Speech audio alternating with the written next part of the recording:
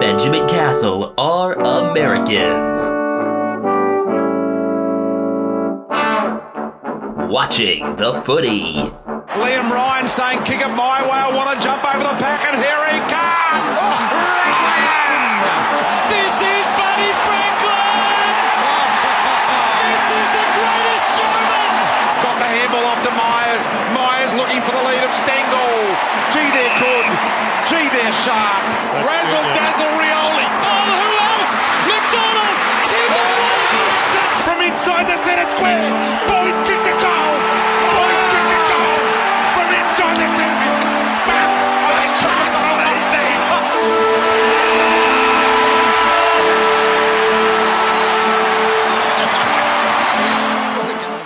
This is episode 110 of Americans Watching the Footy, our round 14 recap. I'm Benjamin Castle alongside my brother Ethan in South San Francisco, California. And Ethan, I think this may have been the best round of the season. None of the games are all that close, but I know what you're going at here. It's that the Eagles didn't play. That is exactly it. And also, well, there was one blowout, but that's half of what we usually have. Yeah, there was a matchup where we didn't really expect one. I'm trying to find common themes across this round, and really all I can come up with is home teams won. The only game where the technically home team didn't win, the other team also calls Marvel their home, so we'll call it a draw. I mean, we didn't get the bell sound effect after every Bulldogs goal, but it was a good round for the home teams. It was not such a good round for teams coming off buys. Teams coming off buys are now 1-5. So if that affects any of your tips next week, we'll understand why. I mean, some big games for those teams coming off buys. Those should be fun. That has me cautiously optimistic now that I think about it. With Geelong hosting Melbourne on Thursday, yeah, slightly optimistic. Not overly, but slightly. I mean, we could get into talking about the Cats right away here because the round started with Port Adelaide 16-14-110 defeating Geelong 11-6-72. Cats had a 6-2 first quarter. Looked like things were starting to go okay for them, and then Port just restored their control through the middle. Obviously, Dangerfield getting hurt in a marking contest did not help at all. It was rib and lung, I believe, and tried to play through to the best of his ability, but he'll be sidelined again. Is that another medium-term injury? I don't know. What I do know is I'm less pessimistic about this game than most fans seem to be. Maybe because I just loved what I saw early. They came out ready to play. They came out with a lot of intensity. Ultimately, the biggest issue I had out of this game is that the defense is just not up to standard. This is now the 5th time the Cats have given up 100 points this year, which is 4 more times than last year. I'll throw out the one against Essendon because there were some garbage time goals in that. But we know the midfield's not great. Even with a healthier group, you had the return of Max Holmes and Mitch Duncan, along with the brief return to Dangerfield. But this team's blueprint for success last year was really good forward play, really good defense, and a sufficient midfield. A sufficient midfield that, kind of like Ports has been able to do, is able to utilize their speed to move the ball quickly enough to the stronger parts of the oval, though for Port, really, it's their midfield from which their best play is generated. I guess that's part of a difference there. I mean, you look at the points from clearance, 45-8 in Port's favor when teams average 32 points from clearance. This team, at the start of the year, one of the things that had carried over from last year was that we were really good at getting stoppage clearances, and that hasn't happened so much this year, and that's a concern. But yeah, my biggest issues are pretty much all defensively. Basically, Sam DeConing played a really nice first half and then struggled in the second half. Zach Guthrie was a bright spot. Tom Stewart was fine, but Jack Henry basically had both Todd Marshall and Jeremy Finlayson pulling him around on a leash, and that just can't happen. Jack Henry's a quality player. I think he's one of the more clutch players on this team, but he's got to be better if you're going to have a shot at beating a team like that, especially when you're giving up clearance after clearance and allowing teams to just run through the middle. How would you have solved that kind of matchup-wise then? Because you had to deal with Dixon, Marshall, Finlayson. Where exactly, and if you're trying to keep Stewart as still somewhat of a looser center half back, was the solution for him to have a steadier assignment? Or I think so. I don't know if that would have solved all of it, no matter how you drew it up, Henry was going to have to be better one-on-one than he was, and he was not good. And I think that would be very hard to hide from. Other interesting thing, Jed Hughes hardly was involved, but he made this great play to basically cause like an 11-point swing. Yeah, I remember that. Or a 12-point swing, actually. So he prevented an 11-point swing, and it turned into a 12-point swing the other way. So he came in for a great spoil on Jed McEntee that led to a rush the other way, put the Cats up 45-24. But after that, I mean, that was like all I noticed of him. I'm not sure if I didn't notice him because he was keeping someone locked down, or if I didn't notice him because he just didn't do much. What I did notice was it was a quiet night for Jeremy Cameron, and Chris Dupp kind of lit into him after the third quarter, which I think was really good.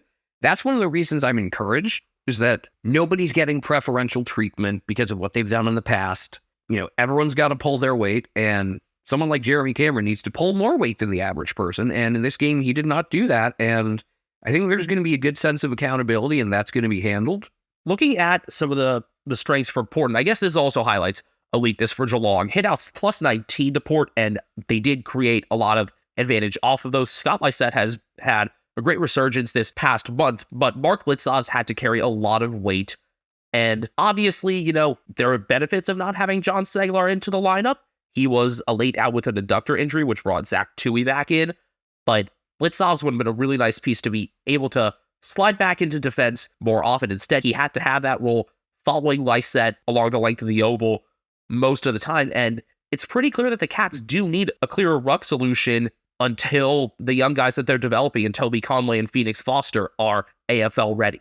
Yeah, that is something where, you know, Henry needed to step up and didn't. If you have Blitzov's able to take on that role, that's great. I still think they were better off not playing Seglar, even though it did kind of handcuff what Blitzov's had to do at times, and they had so many different guys going for ruck contests. Tom Atkins even got a couple of them. DeConing had a few. Tom Hawkins obviously got him forward. I was fine with that. It was just, like, I'd rather take my chances with how does Jack Henry do in those contests than playing John Seglar altogether. I think it was the right move, and it just didn't work in this case. On Port's side, that third quarter where they really turned the game around, you know, second quarter, yes, they won it 20-7, but it felt more even. It felt like, all right, both teams are kind of settling into the flow of the game now. And then the third quarter, it was just an onslaught. It was a 43-19 quarter, 7-3. And once Port had gone up by like 11, I had thought, okay, they've made their push. Now we got to respond. And we just didn't. We didn't respond. But I thought the two biggest things, Willem Drew had a phenomenal third quarter, and Sam Powell-Pepper, who like didn't touch the ball at all in the first quarter, really turned it on after that. And I think there's a clear recipe to success for this Port Adelaide team that we saw. Those two really need to get more credit, and one who did get a bunch of credit and I think is continuing to get more recognition is Dan Houston. Houston with 31 disposals and 571 meters gained. The only one with like big stats out of those three, but one of the most consistent movers out of halfback, able to take contests further up the ground. His ability to accelerate play with his accurate and long kicking has played to the advantage of the speed in their midfield. And yes, we've both been high on Willem Drew and Sam Powell-Pepper's ability for a while. I feel like Powell-Pepper would be a player that American football fans would really enjoy watching, with how he attacks the contests, how he lowers his head, gets physical with it, and then can finish in front of goal. Or can finish with a really impressive rolling goal from the boundary. There were a couple of goals that Port scored in this game where I was just, you can't even be mad about them. There were a couple, I'm not even mad, that's amazing. And maybe that's the reason I'm less frustrated with this game than a lot of Cats fans, was it wasn't a game that really you felt like was right in Geelong's grasp. Or I did not think from the start this was a particularly winnable game. You know, after the first quarter and into halftime, I thought it was. And then, like, if we had gotten beat more like we did in the second quarter, I would have said, all right. It was just frustrating that the third quarter and fourth, there was no response, especially they really nailed it in the fourth. And I think people have noticed Sam DeConing doing that a few times, which is frustrating because he has what it takes to be a top defender. When you have both him and Stewart operating, I mean, that's what won you a flag. That said, I still think he played a lot better than when he was wearing that mask. Just he needs to play more like he did in the first half. And I think he needs to understand maybe he doesn't realize how good he is, but he needs to get a sense of he's got to pull his weight in order for this to be a finals team, to be a flag contender. I don't think they're either of those this year. I'll say that. I think despite the tough schedule, I think finals are still well within reach. I think playing beyond a semifinal is extremely unlikely at this point. If this team makes a prelim, I would consider it a massive success with everything thrown at them. Between scheduling and the fact that they haven't been particularly good on the road. If this team makes a prelim, hell of a year.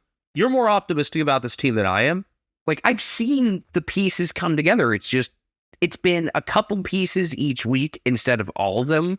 Like, a few weeks ago, I was really critical of Zach Tuohy, and now he's playing great. He was not the problem in this game. He finished up with a behind 24 disposals, 547 meters gained, and just played with super high energy, and I really liked his performance. And it's like, if you can get the better version of Jack Henry to show up, this is a different game. It might not be a game they still win, but it's a much closer contest. It's a game they could win at home. Okay, I'll take that. You were right on about Marshall and Finlayson having an easier time, regardless of matchup. Marshall kicking 3-2 off 15 disposals and 7 marks. Finlayson 4 goals straight off 10 disposals and 7 marks. I'm so happy that Finlayson's performing so well with everything that's been going on personally with him, and thrilled also that his wife's prognosis is a bit better. It's like nice to get beaten by a guy and have the camera showing his family constantly and not being agitated. It's like, why are they all over him? It's like, nah, he deserves this, and his family deserves all the positive recognition they can get. Another great family moment in the interviews after this game, where second cousins got interviewed together. We mentioned one of them already, but how have we not talked at all about Port debutant Quinton Narkle? 2 crucial goals, getting to the right spot in contests, and looking right at home despite having come into the team just a couple weeks ago. He's elevated some of his pressure game as well, more active in tackling. It was really frustrating, though, for his first goal to come when we should have been able to alleviate pressure. It was late in the second quarter, part of a key sequence. Lead was 19, and then DeConing couldn't mark a short Finlayson shot. Had a couple of chances to get out, couldn't do it, and eventually Narkle scored, and then Finlayson marked in a pack, and they scored. That made it 2 goals in about 45 seconds, and cut the lead to 7 going into the half, and that was where the game had really changed. I still don't think, like, without that play, they win this game. I think it sure would have helped, but I don't think it changes the outcome ultimately, although you wonder, say you go into halftime up 13 or even 18. Say you go into half up 13 instead of 7. It makes you wonder, but like, it also has me thinking, like, yeah, there's little things here that can be changed that would fix a lot. And I still think this is so much better than the team we saw early in the season. It's just, it needs to come together. They're running out of time for that. They're going to have to defend ground and home, and they're going to have to win at least one tough road game, if not more. You have to go out and either win at Sydney or somehow at Brisbane. Like, I mean, the Lions are due for a stinker at home. I mean, do we see them going 11-0 at home? That's one of the reasons I'm like happy the Lions haven't lost at home yet, is like, aren't they bound to lose at home eventually? Finals. Straight stats. It would be really funny if they went 11-0 at home and then lost a final at home, which I could totally see happening. I can see him going 11-0 at home and then losing 2 finals. But yeah, gonna have to beat someone like out of those 2, or beat Collingwood at the G, which these are tall tasks, but the path is still there. You got to piece things together, though. It's just, there have been pieces there, and other than maybe the Sydney game, I guess, there just haven't been a lot of times where they've all been there. But it's like, you could take pieces out of this game and pieces out of various other losses, and like, there are the makings of a really good team there. We went through some of the stats during our other conversation about this game, but want to mention a few other big performances.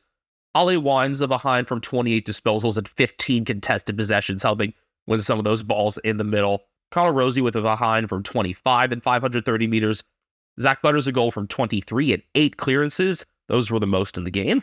Dylan Williams continuing that halfback support, 19 disposals at 614 meters gained. In a year where Kane Farrell hasn't been as notable and had been injured a bit, Williams has helped make up for that, along with Houston continuing to elevate his performance. I really liked Williams. I think he's just added like a solid layer of, I can't think of the right word to describe it, but things just feel a lot more secure with him involved, even if he doesn't do anything in particular that's that special.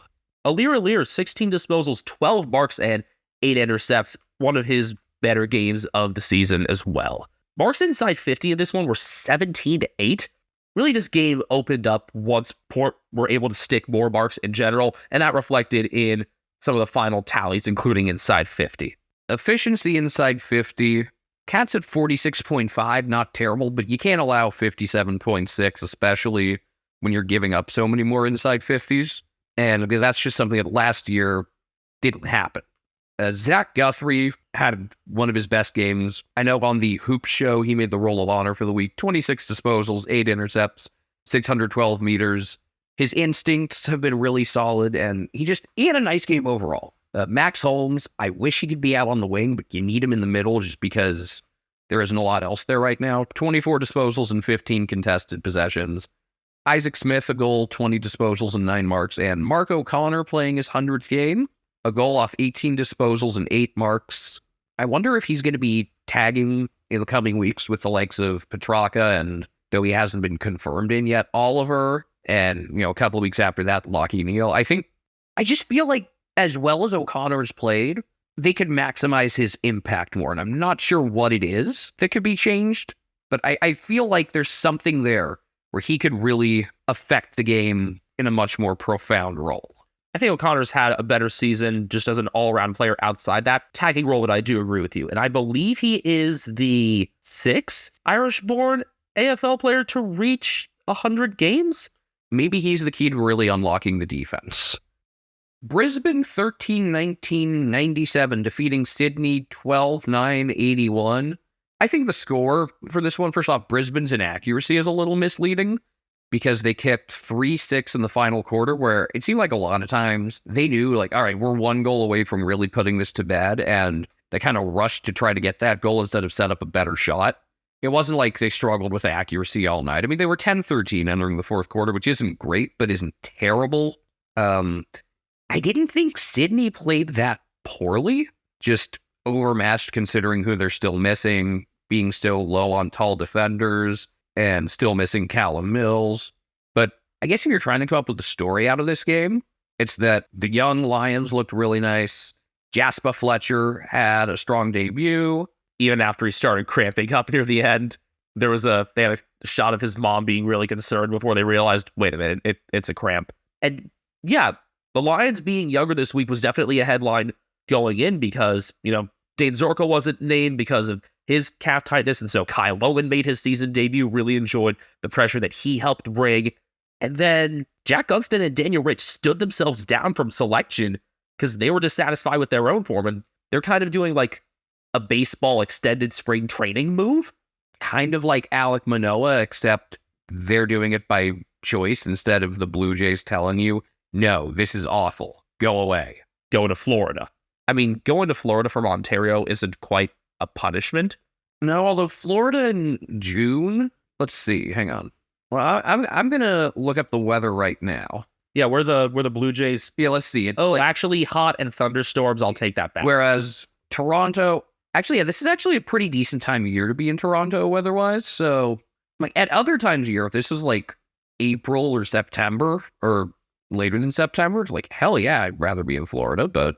Yeah, nasty weather. Anyway, the younger Lions looked really good, and I thought Kadeen Coleman looked excellent, and I don't get why he had been moved into that sub role in prior weeks. I really liked how he intercepted, how he started quick counterattacks.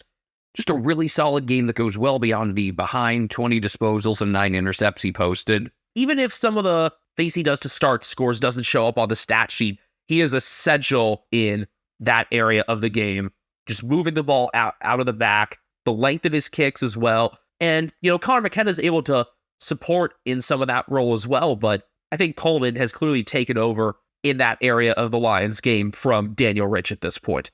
And beyond this year or next, I don't expect Rich to be around anyway. Again, it wasn't just that Coleman moved the ball out of the back, because that he did stuff kind of from a halfback position. interfering with Sydney ball movement. I saw him doing more of that than I would have expected Daniel Rich to do. And yeah, it was 8 score involvements for Coleman. So that does partially speak for itself. That's a lot from a back 6 player. Also, his numbers didn't jump off the page. I thought he took the best mark of the round. More on that later, hint, hint. But I thought Cam Rayner was fucking fantastic in this game. I think he only had like 14 disposals or something, but he played all over the ground and played like a number 1 pick, just impacting the game everywhere. By the way, his 100th game. I thought he was brilliant. We've seen him play well going from the back early in the year. Then he went forward and kicked 4 goals. He is a really strong all-around player. And with some of the depth issues that the Lions had in this game, also with some questions in defensive times, he managed to step up wherever he was playing. Speaking of defensive issues, so Jack Payne tweaked his ankle early on in this one in a contest with, I believe it was with Jack Buller, the debutant. And then Ryan Lester, who had played really poorly against the Crows filling in for Payne, played a great game. Yeah, his best just stay-at-home defensive game that I've seen from him this year. He's played each of the past few, and I think it maybe took a bit for him to get into form, or maybe took a poor game for him to wake up. But yeah, well done, Ryan Lester. I thought he was awesome. This was another game, I guess, kind of similar to Geelong's position, where it's like, I wasn't expecting Sydney to win. In fact, I had guessed, this was off the air, it was like a few hours before the game, but I had said to Benjamin, it was like, Brisbane's going to win, I don't know, 121-57, and the Swans hung in there largely. I think, again, we're seeing just having Lewis Melican in there frees up Nick Blakey for so much more, and Angus Sheldrick looked really nice. Scored his first 2 goals. They've needed different looks forward with various players having been out, and even with Joel Marty being back in now, Jack Buller making his debut, though he was subbed off, Sam Wicks being in there, more on him in a bit. Sheldrick has presented himself for the ball more and more these past few weeks and finally got the necessary looks to hit a couple goals. I have a hypothesis about Sheldrick. I think he was behind on his podcasts. During the bye, he caught up and he listened to our season preview and heard me pick him as a sleeper pick, and it inspired him and lit a fire under him, and he's played way better because of me. So you're welcome. Well, then I could also take credit for Ryan Lester's good game. Sure, go for it. As Al Gore said, celebrating Lisa Simpson buying his book, I will.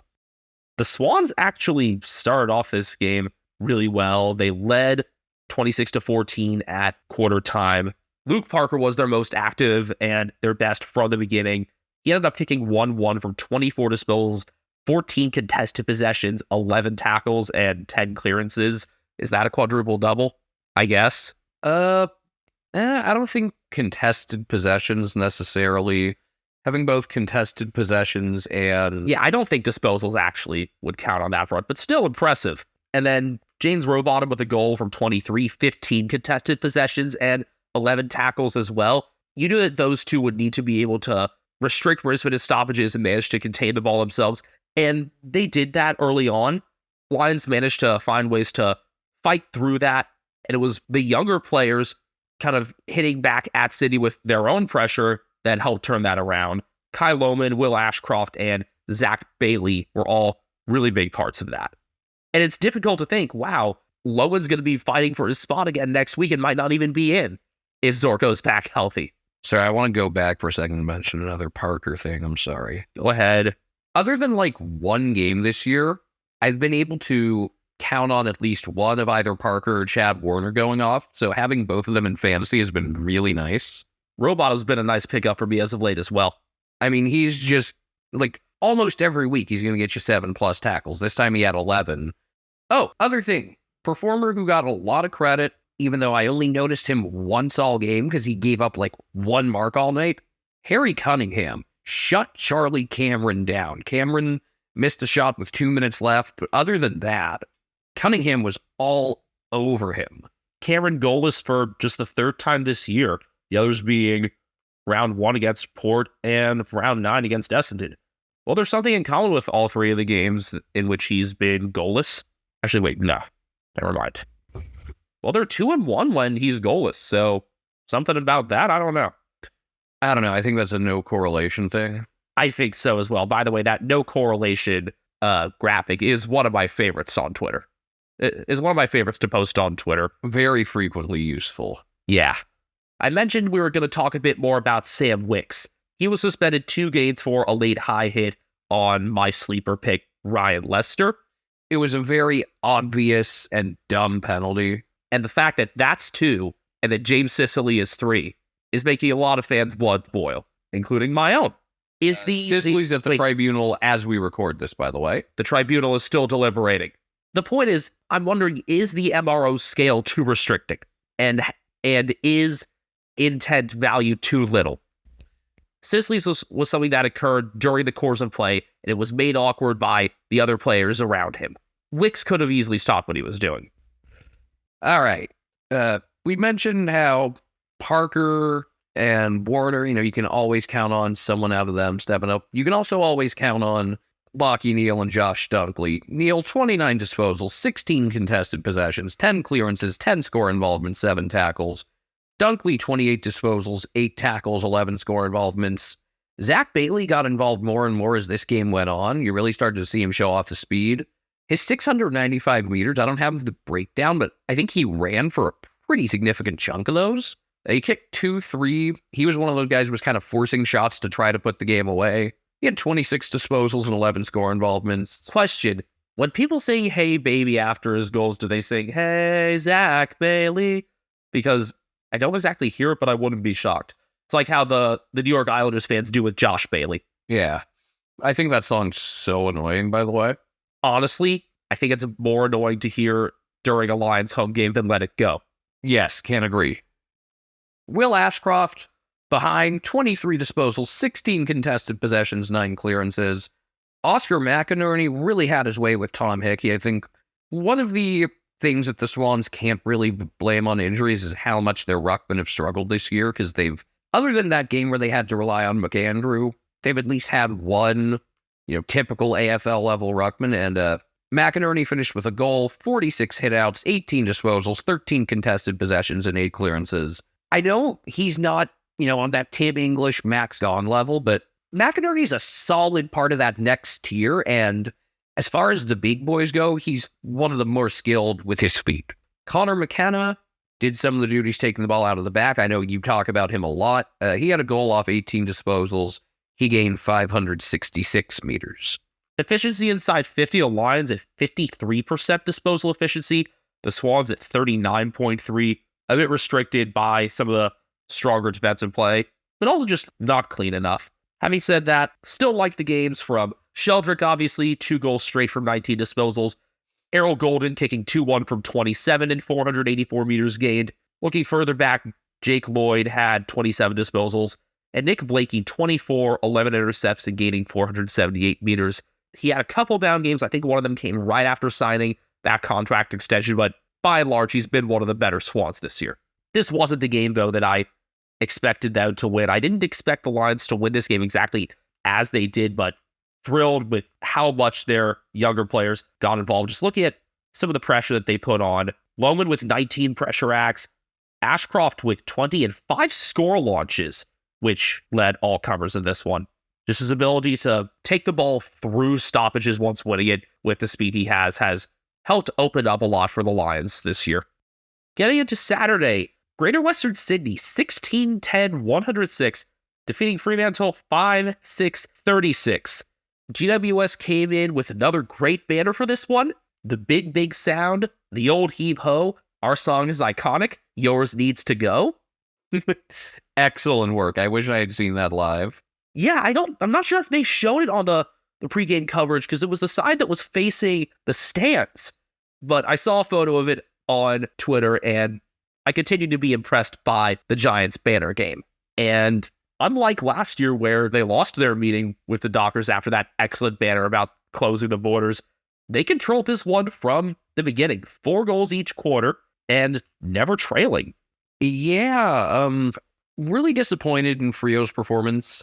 Obviously, missing a couple of pretty key pieces between James Aish, Michael Frederick, Sean Darcy, but they just looked uninterested in this game largely. I think they looked flustered and confused as to how to move the ball effectively without some of those pieces. It relied on them needing to do more on the inside, and the Giants were able to meet them in those inside contests so often. They were also winning the center clearances. They were plus 10 in that department, 16-6. And so in this game, you saw between the key injuries and the Giants' strengths, a lot of where Fremantle have succeeded this season, they weren't able to access in this game. I was waiting for Nathan O'Driscoll to maybe get more involved along with faster passages along the wing, could have used a bit of his size there as well, could have thrown someone else out there who was struggling to get touches. I don't know, Sam Sturt wasn't super actively involved in this game, but he's more of a forward. I don't know, they needed players who were capable on the wings to help open the games up, and you had one in O'Driscoll. Once Neil Erasmus came on, he could have been better used in that way, but this matchup didn't really favor them. I thought this was going to be a really fun, high-flying back-and-forth game, and it did not live up to either of our expectations. I mean, GWS played at the pace I was anticipating, but Frio just didn't have it. And my concern, like, every team has a stinker. It's not often, though, that serious contenders get beaten to this degree, especially by a likely non-finalist. Like, as many positives as I've said about GWS, and now they're up to 11th, they're 6-8, they're only 4 points out right now. The fact is, a premiership contender or serious team probably doesn't lose to them by this much. You can lose to them. They've beaten good teams. They've nearly beaten other solid teams. But you got to at least show some level of a pulse, and they just never did in this game. I mean, 36 points for the whole game against a team that isn't exactly known for airtight defense. I mean, yes, Sam Taylor was back in this game. Thrilled for that. He played John Amos well. Yeah, that's nice and all, but that's allowed for more natural matchups for the rest of their defense, but that doesn't excuse the effort they put together as a whole. I want to talk about one GWS player in particular. Is it Jake Riccardi? No, actually. I wanted to talk about Callum Brown. Duh. Knowing you will be Brown, I wanted to mention Riccardi because I'd been on him for a while. Remember, he was taken out of the lineup when Aaron Catman came in for the Gather Round. And clearly that month-long spell in the reserves did him well because he has been much more involved ever since.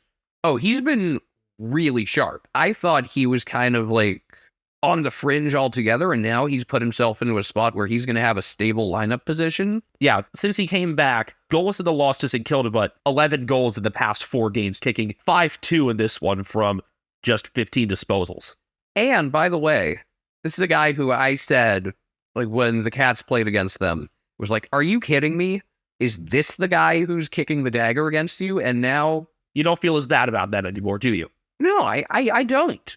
But as for Callum Brown, he's a forward.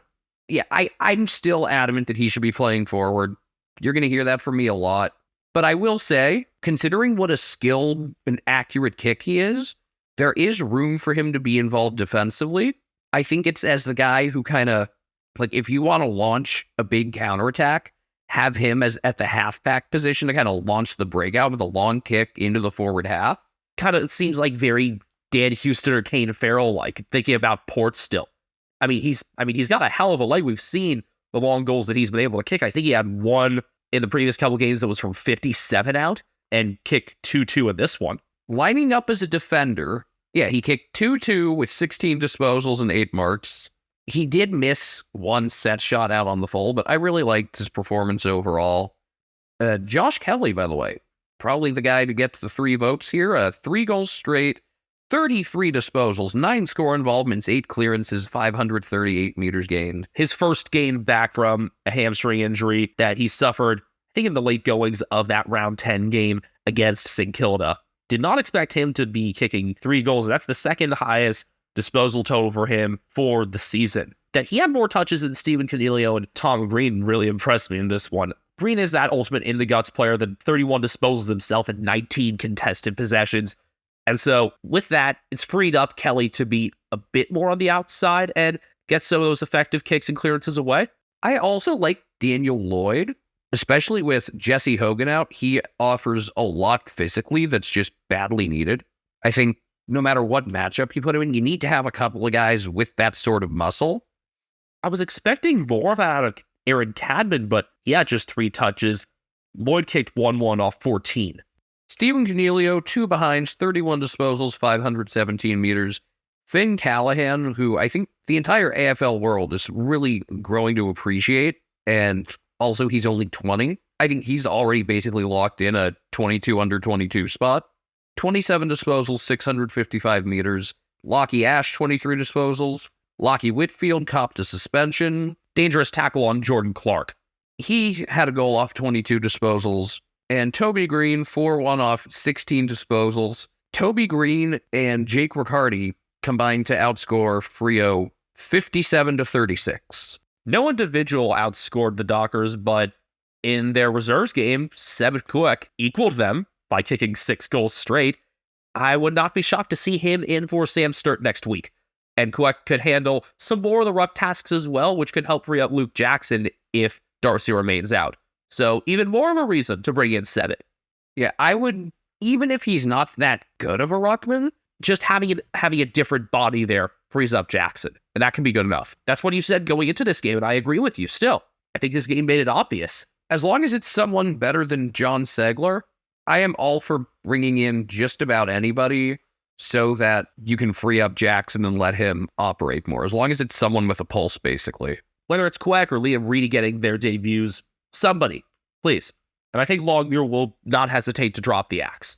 GWS plus 24 on inside 50s, 68-44, and plus 14 on marks inside 50, 21-7. One of the worst actual defensive 50 games for Fremantle's back lines this year. We know that they're willing to move the ball and kick it around a lot, but not as strong in the stay-at-home job. Jordan Clark did have 22 disposals, 8 marks, and 523 meters gained, but that's kind of what we expect and kind of is in line with the points that I just made. Caleb Sarong kicked 1-1 from 32 disposals and 17 contested possessions. Seeing him and Tom Green battle on stoppages was fun throughout this one. Ender Brayshaw behind for 29 disposals. Luke Jackson, 25 hitouts, 7 disposals, and 9 intercepts led the game, but having to be that first-rate ruck has really restricted him in this one. Hats off to Kieran Briggs for another strong performance as well. Is he the Giant that's impressed you the most this year? There are so many. It's tough because you've got him, you've got Callahan. I mean, Callum Brown, I kind of knew he could do this. I've liked Ash, I've liked Whitfield. Briggs has only been in these past 5 games, but looks like he should be holding down that spot now. 28 hitouts, 6 tackles, and 5 clearances on his own in this one. I mean, I've also liked Callan Ward. There's so many guys that on this team, like, who have I not been impressed with? I mean, I guess to an extent, Matt Flynn. I mean, Briggs solves that problem. Yeah, exactly. There's a real direction here for the Giants, and I'm thrilled to be able to be talking about one of the teams at the bottom of the league this way. I am genuinely excited to tune into Giants games, to Hawthorn games for a similar reason. The Giants are at the point where if they really struggled for the rest of the year and took a step back next year, I would still be pretty happy with their outlook big picture. They already checked off every requirement I had for them for this year and then some. Oh, by the way, the Giants host Hawthorn in round 17. That's the middle Saturday game. That one should be fun, especially considering the first game they played this year in the Gather round. Oh, speaking of the Gather round. Peter Malinowskis is really pushing to have a game in the Barossa Valley, which is that's their wine country, which is 75 kilometers or 47 miles north of Adelaide, which I think would be really fascinating. I don't know if it's going to work, but I'm all for it. The league wanted to announce the dates for next year's Gather round. early because of when it's going to fit with school holidays in a lot of states. Yeah, I mean, we knew this would bring people in. Yeah, I mean, in the beginning, the reason that it's what it is that it's in the Easter holiday season. So, yeah, that's going to be from April 4th through 7th next year. And yeah, I do expect a game in Barossa. Hopefully, they still have the contests at Norwood. I mean, they're treating this quite differently from the NRL Magic Round in the sense that, they're willing to spread it out throughout the area, but there will still be so much travel to South Australia, and it worked wonders this year. I'm looking forward to the future of the Gather round. And on that note, we're going to step aside for a moment to see if we can pay any bills, and we'll be back in less than a minute. You know, Benjamin, 78% of our listeners are between 18 and 35 years old, so they probably want to start a podcast like we did. How did you know that number, Ethan? Thanks to the analytics we have for Spotify for Podcasters. Formerly known as Anchor, sorry Frio fans, Spotify for Podcasters has tools that allow you to record and edit your podcast from your phone or your computer. No fancy software needed. It's so easy you can edit it while drunk. And Spotify for Podcasters doesn't just allow you to upload to Spotify, you can also distribute your podcast on platforms like Apple, Stitcher, and more, just like we do. Best of all, it's completely free. Not only is it free, you can even make money from listener support or ad revenue. Hint, hint. Download the Spotify for Podcasters app or go to podcasters.spotify.com to get started today. If you aren't already, make sure you're following this podcast so you can get updates on when new episodes are uploaded. Also, make sure you check out some of the polls and questions that we ask. Those are mostly visible in the Spotify page. You can also follow us on Twitter and on YouTube at Americans Footy. Currently on Twitter, we're running a poll for the main character of round 15. I think it's going to be Trent Cotchin over Cody Waitman, but there's time for that to change. You can find me personally on Twitter at BenjaminHK01. I am on Twitter at Castle Media, that's Castle with the K. Brian Harambe is sitting on the bed next to me. He's been going nuts for a while. He's either having a little cool down before going again, or maybe he's actually settled down. Yeah, he was playing with one of your mechanical pencils before this. But yeah, he is on Instagram at Cat Named Brian. Do I need to find a way to post stuff while you're away, or I guess I'll send you videos? I'm the manager. You send me stuff, it gets posted. We get back into the footy previews with the late Saturday game, a very, very special matchup for us. Fremantle and Essendon playing at Optus Stadium. This will actually be the first time that they're playing out west since we started watching. All 3 meetings since 2020 have been at Marvel Stadium. And that 2020 meeting was the first footy game we ever watched. We didn't know anything about anything. We recognized right away. I mean, we didn't know who he was before, but he was recognizable. He stood out. We didn't know really where the teams were located, what cities they were from.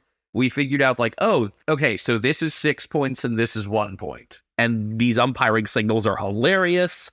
Going back and looking at that game, Jake Stringer was a little bit inaccurate, but had what ended up being the game-winning goal. And Sam Sturt kicked 3 goals straight on debut. I didn't realize he'd been in the league for 4 years already. Yeah, I think of him as super young. That was a 6-point Essendon win. Bombers won by 7 in 2021. And last year, it was not close. An 8-goal win for the Dockers, snapping a 5-game losing streak against Essendon, and Matt Taberner kicked 7 straight in that game. Yeah, unfortunately, injuries have obviously taken their toll on him to the point where he's not part of their best 23. It's too bad. It's a great he's one of the great what if he stayed healthy guys. Could a flag mantle have been a reality with him? I don't think he alone changes the course of their 2022 season. Could have certainly helped. He's now 30 years old, gotta be right by the end of things now, unfortunately. But they've made up for some goal kicking in the aggregate, and the introduction of Jai Amos is one of the more accurate kicks toward goal in the league, has been a huge help. This game will get underway at 5:25 p.m. Saturday out west. That's 7:25 p.m. if you're watching in one of the eastern states. On the east coast of the U.S., it'll be 5:25 a.m. So a nice sunrise game.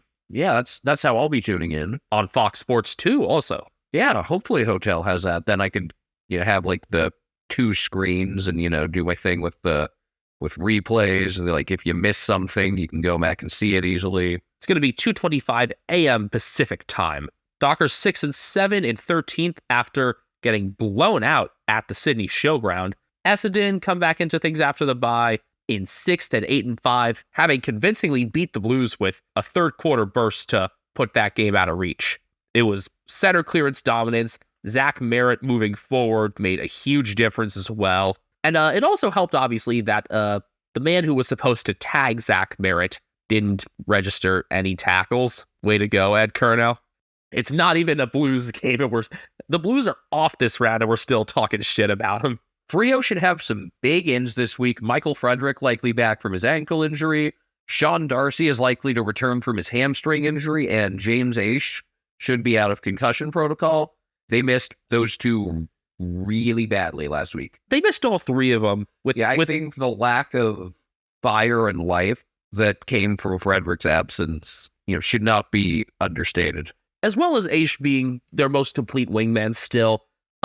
They aren't going to rush him back because of his concussion history, but it was a nasty hit, obviously, that caused Ryan Mansell to be suspended for 3 games. He lost that appeal, so he's already started serving that.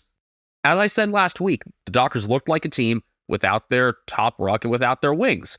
They forced themselves to kick inside a lot more, and that was when the Giants took advantage and rebounded really well because the Dockers weren't necessarily set up well in defense, and their back six, they didn't do a great job in the stay-at-home work.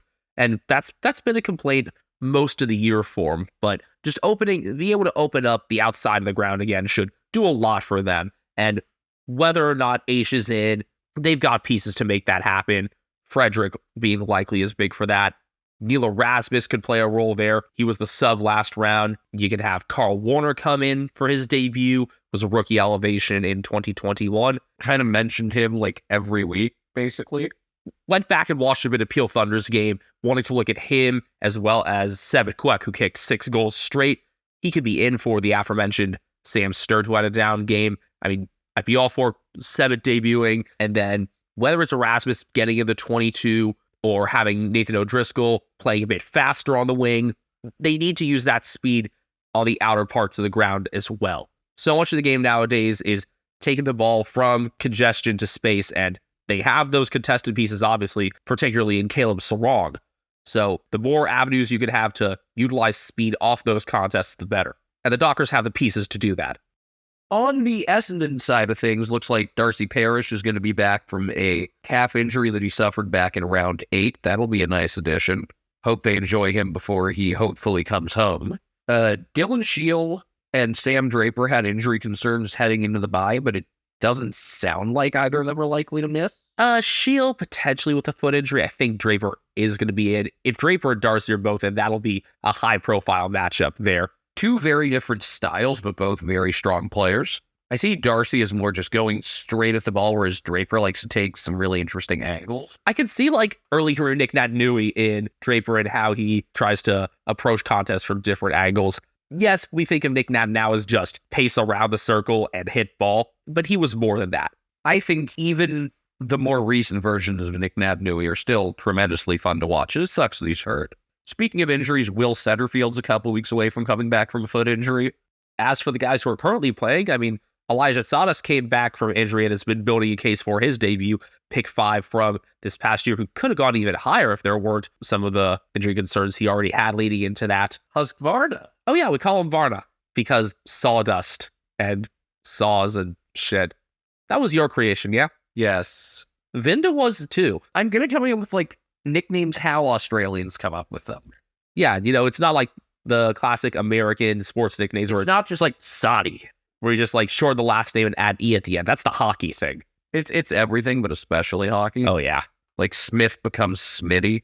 If Draper ends up not being able to play, Nick Bryan's been doing better in the reserves. Wasn't thrilled with him, the performances he had at the AFL level, but between that and Andrew Phillips trending downward, I think there's definitely an avenue for Bryan to get in there. Yeah, I was going to mention Phillips is slipping form as well.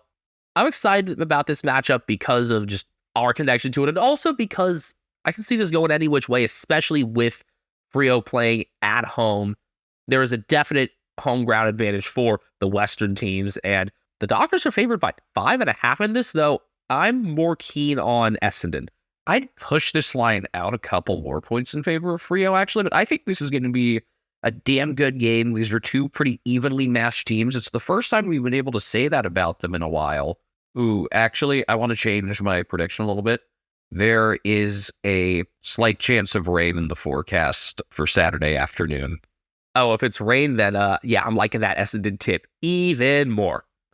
And I think it should be a heck of a crowd as well, with the Western Bombers contingent being so strong. I hope so. It would be fun if this ends up being a great matchup year in and year out because of the personal significance it has for us. And honestly, thinking about where these teams were, I'd say in 2020 and 21, near the start of the seasons, especially when they met, you could see them being more even, but they haven't played this late in the season since we started watching. So I think that adds to the hype that we're building up for this game as well.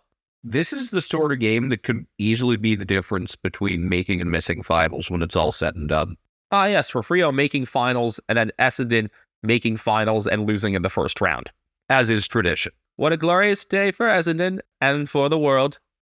As for Sunday footy, first of these two games, it's a rematch from earlier in the year. It's one that, at the other location, I think has more intrigue, but could still be pretty compelling as Collingwood hosts Adelaide at the MCG. This is the first time the Crows will be playing at the G since round 2 last year against Collingwood, believe it or not. The fire alarm. Yes, and you were watching that was it at a baseball game? No, I was having dinner with a friend, had the game on mute just on my phone, and then the whole thing happened. I was like, wait, what the shit? Yeah, and there was a fire in a concession, but at first it was called a false alarm. I think it was just put out really quickly.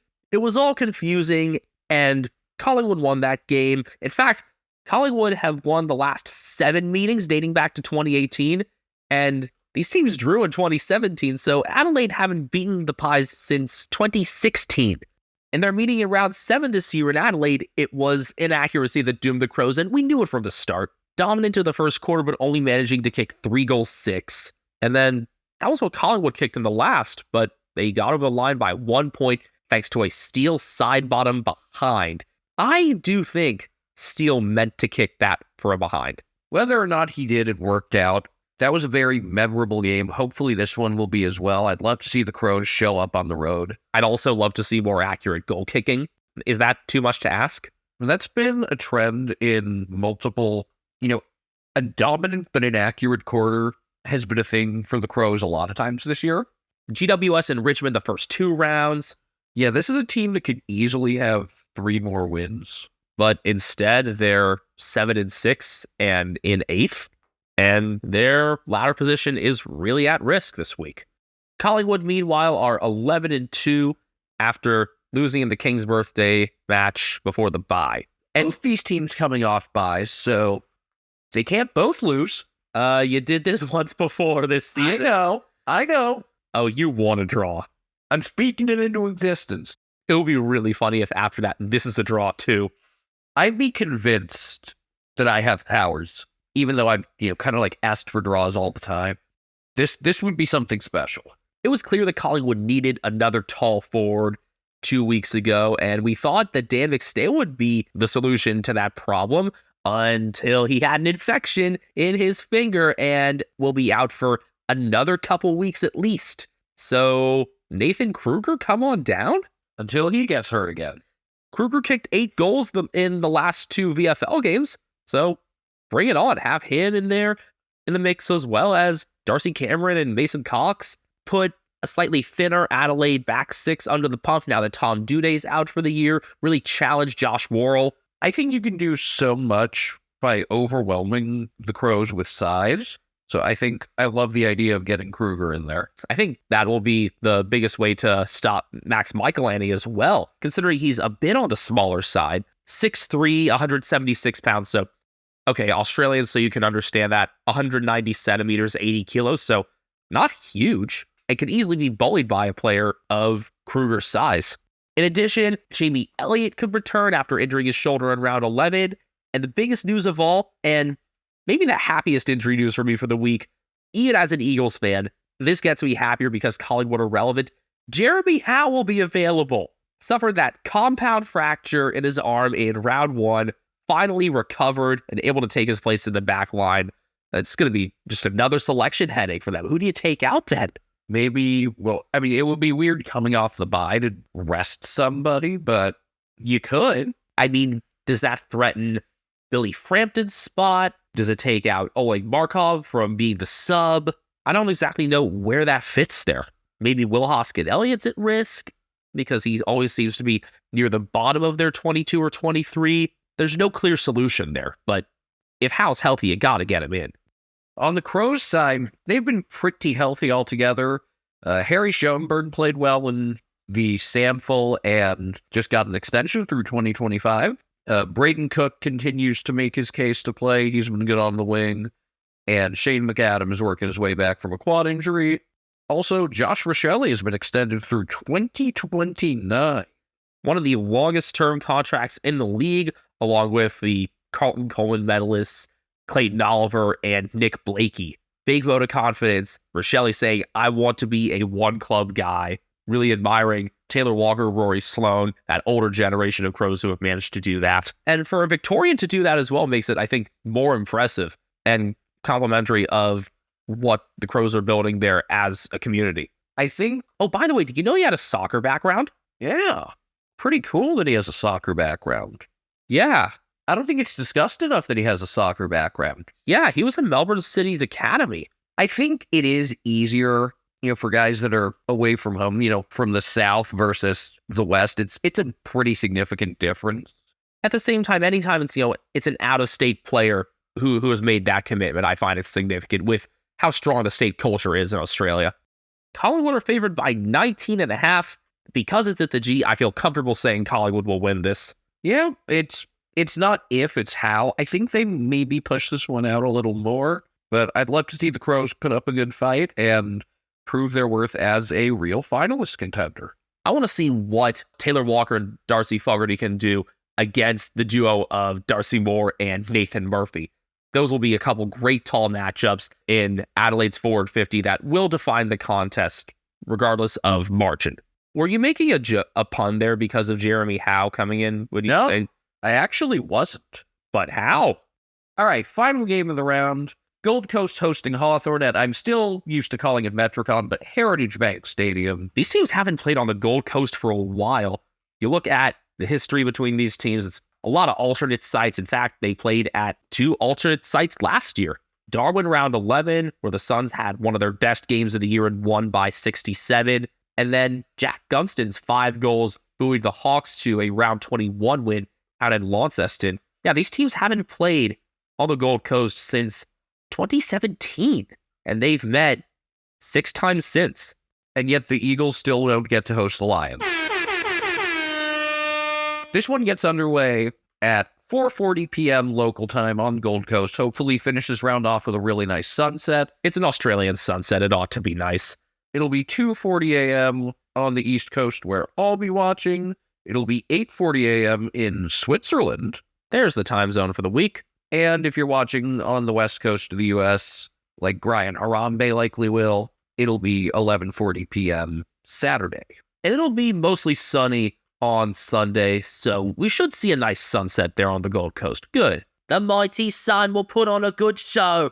The Suns were not mighty last week. They obviously need to bounce back and take care of business points-wise. I was shocked at how much they got beaten in the middle of that game. Yes, Carlton have a strong midfield. Yes, the Suns are without Tuke Miller.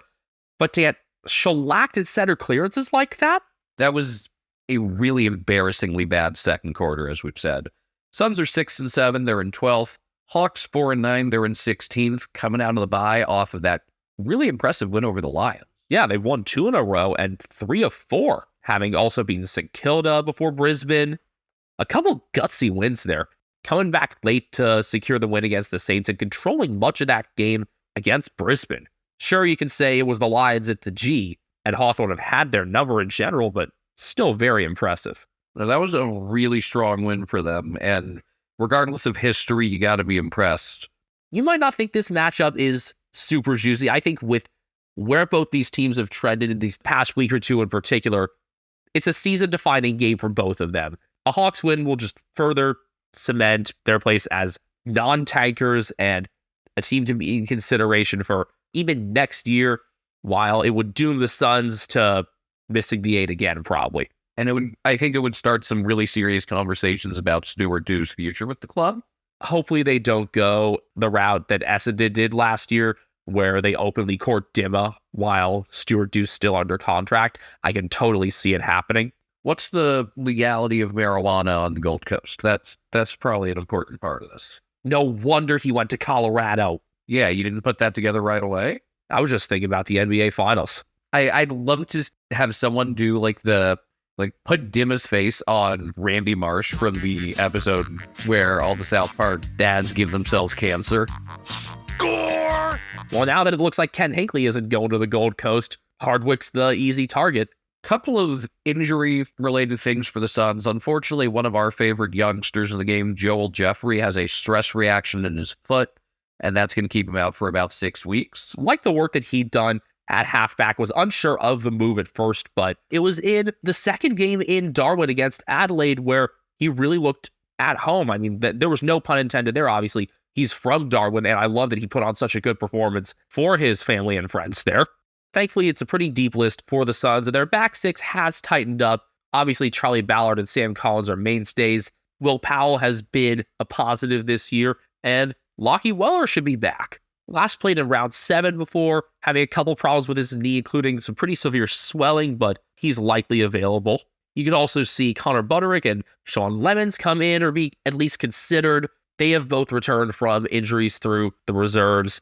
And further down the ground, Sam Flanders and Brandon Ellis were both dominant in the Suns' last VFL outing. But was Sam stupid and or sexy?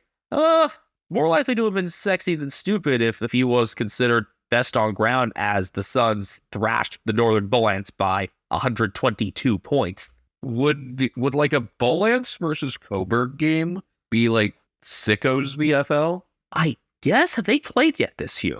Oh, right, they did already play, and the Ants won by 7 in round 8. Coburg still winless? Coburg's still winless, and that's one of the Ants' 2 wins. Who else did they beat? The Swans reserves 3 weeks prior. Oh, wow. Sydney reserves just have 1 win on the year. I think the injuries at the AFL level have really hampered them there, like it's been with, the West Coast reserves of the Waffle, for example. I mean, I know they've been missing some guys, but damn.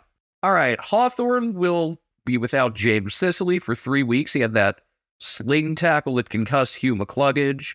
Tried to appeal failed. Basically, what the match review panel of the tribunal did was legal.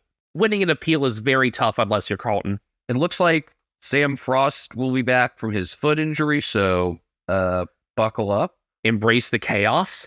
Luke Bruce was subbed out from that pre-bye game with a corked quad. He should be good to go. Not sure about Changboth Jaff. He hurt his calf back in round 9, but he's pushing for a return. I'm really concerned about Hawthorne's defense if you've got Frost as the main guy trying to engineer play out of the back. I hope Jaff is able to play and take some of that leadership because it's a clear void without Sicily. And as much as I want Hawthorne to win and would have heavily considered tipping them had Sicily been in, I don't see this Hawks defense being able to hold up without their captain. I'm also wondering now that Dylan Moore is back playing baseball, how he'll be able to also play football. I mean, I've seen crazier things. I've seen Barry Mackay playing 2 games, one after the other.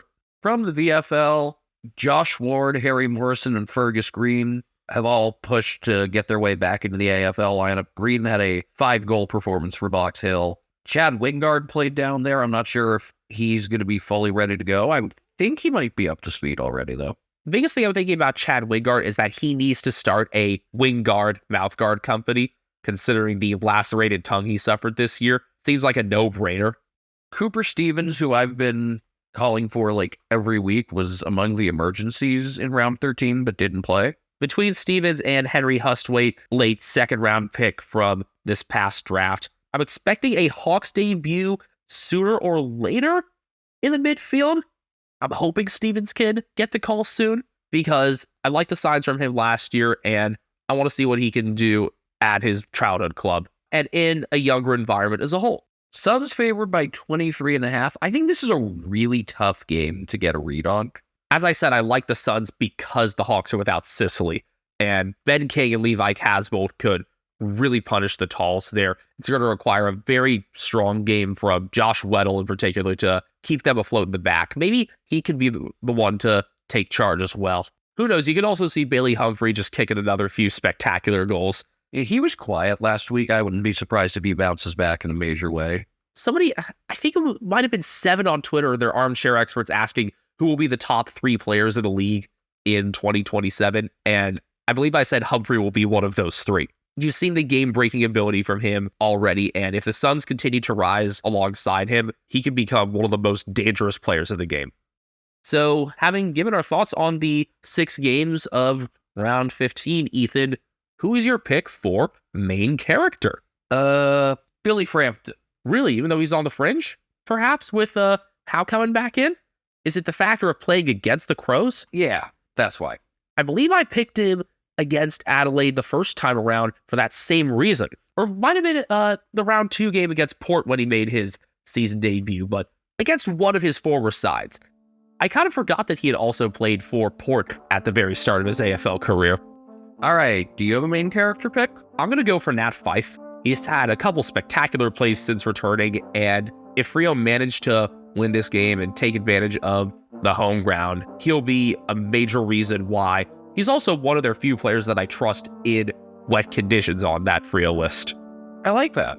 So that's going to do it for us for this episode, and for us recording in the same room for a bit because we already recorded the progress reports last night, and you're off to New York. I'm taking you to the airport in a few hours. Yeah, I gotta pack and hopefully sleep a little bit, so time to stop wasting time here. Don't forget, find us collectively on Twitter at Americans Footy. Find Ryan Harambe on Instagram and also sleeping next to me. He's at Calf Named Brian. Ethan's at Castle Media. I'm Benjamin HK01. If you don't know that our last name is spelled with a K by now, the fuck are you doing?